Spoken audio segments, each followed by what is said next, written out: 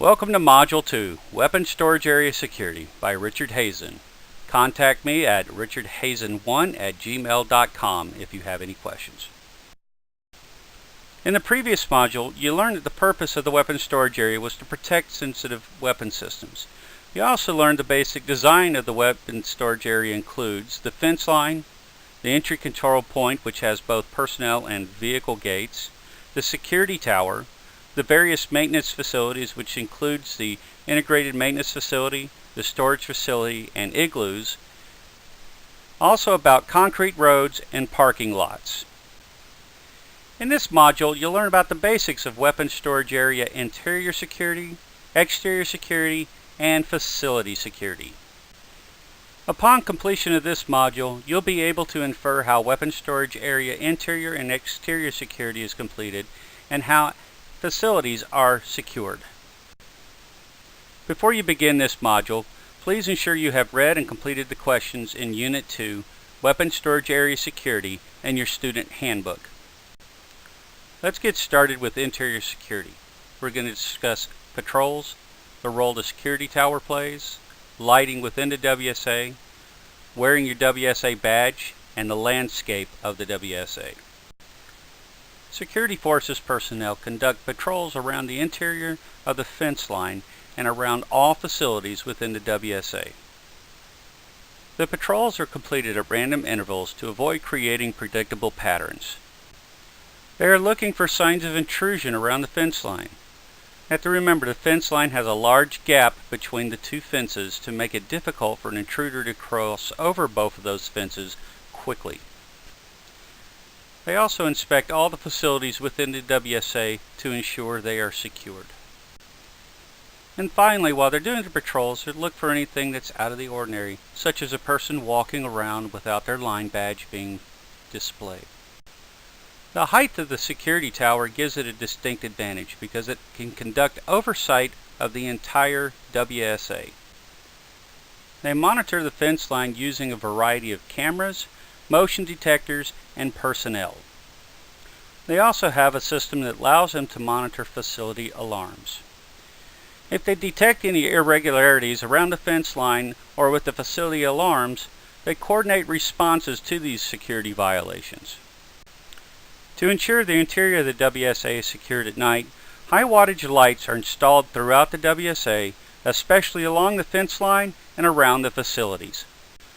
This makes it easier for Security Forces personnel to patrol at night because all of the WSA is well lit and dark spots are kept to a minimum. Upon entering the weapon storage area, all personnel are required to display their WSA badge on the outermost garment they are wearing with the picture facing forward.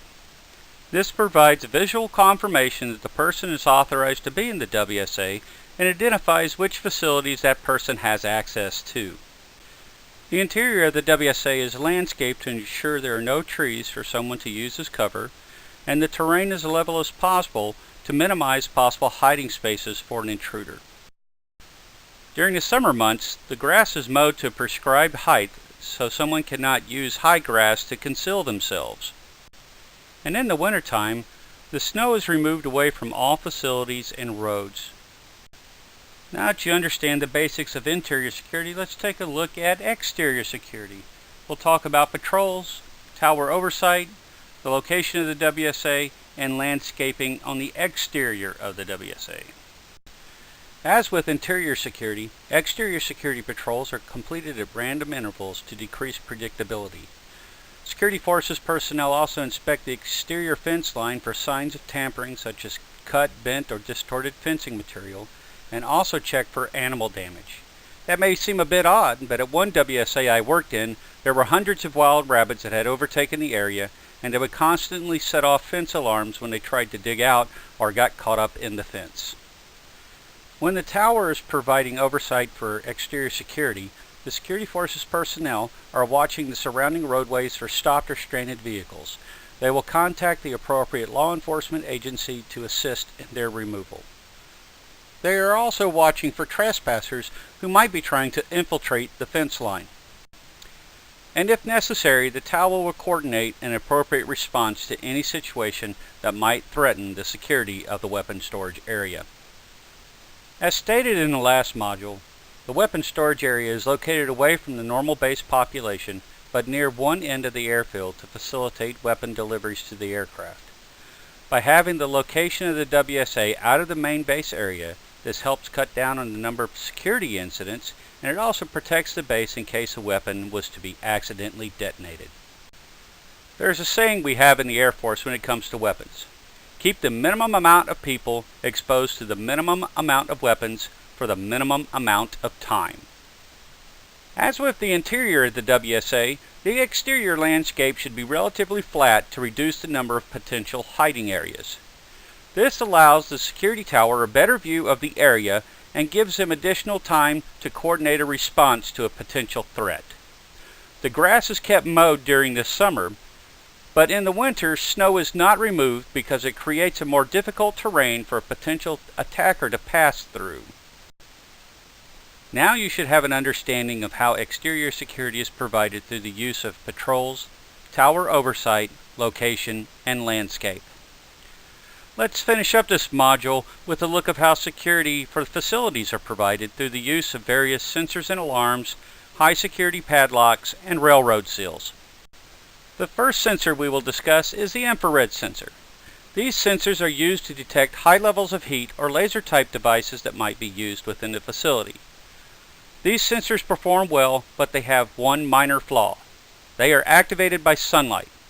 At one IMF I worked in, we could not open the exterior doors during certain times of the day because the sunlight would reflect off the floor. The infrared sensors would pick up the reflection and set off the alarms. This caused us to have to stop all work we were performing and evacuate the building until the alarms could be reset. Motion detectors simply detect motion. They are calibrated to sense a certain amount of movement within a facility and will notify the security tower if any motion is detected. The only problem with these sensors is if they are not calibrated correctly, a mouse would be able to set them off. This usually happens in the igloos during the wintertime, and we would have to go through the process of opening up the structure so security forces personnel could inspect the interior of the building to ensure there were no intruders. Smoke detectors do just what they're named for, detecting smoke. Although infrared sensors are installed, they may not catch a fire as quickly as a smoke detector will. These are installed as a redundant feature within the facility for fire protection as well as security protection. High security padlocks are used on all personnel access doors. The locks have a thick metal cover surrounding them to keep a person from being able to use bolt cutters to remove the lock. Each door has two high security padlocks installed to enforce what the Air Force calls the two-person concept, to ensure no single person has access to a controlled area. The keys for the locks are stored at munitions control. The process for getting the keys will be discussed in Module 4, Accessing Facilities within the WSA. Railroad seals are installed on doors when the facility is closed. They are used to provide visual proof that the door has not been opened since the seal was installed. To keep someone from just throwing on a new seal, each seal has a unique serial number stamped on it. Security Forces personnel maintain a log of where and when each seal was installed, and they are responsible for inspecting the railroad seals during their daily patrols. What items are needed to access a facility? The first item you need is a work order. It is obtained at your local work center, and you must have a paper copy to present to munitions control. The next item you'll need are keys to the facility. The keys are stored at munitions control, and you must sign for the keys. Next, you will need pre-coordinated access to the facility you plan to visit. This is completed by munitions control. They will notify security forces the date and the time that you plan on entering the facility and how long you plan on being there. And the last item you'll need is the code of the day. The code of the day is created by security forces, and a copy is kept at munitions control, and they will issue you the code of the day when you arrive to pick up the keys. We started off the lesson with interior security. We discussed how security forces personnel patrol the interior of the fence line and check all the facilities to ensure they are secured. Next, we talked about the security tower and how it provides oversight to the entire WSA and it provides monitoring of a variety of cameras, alarms, and sensors at both the fence line and within the facilities. We also noted that the security tower coordinates the security force's response to any security violations. Next, we discussed how well the area is lit with the high voltage lights. Then we discussed why it is important to properly display your WSA badge while in the area. We wrapped up the lesson talking about the role that landscape plays in order to make sure the WSA is secure. Next, we talked about exterior security. We discussed how the exterior patrols are completed and how they inspect the fence line to ensure it's not damaged. Then we talked about the role of the security tower. It provides oversight to ensure no one is trying to attack the weapons storage area and coordinates the security force's response to such an attack.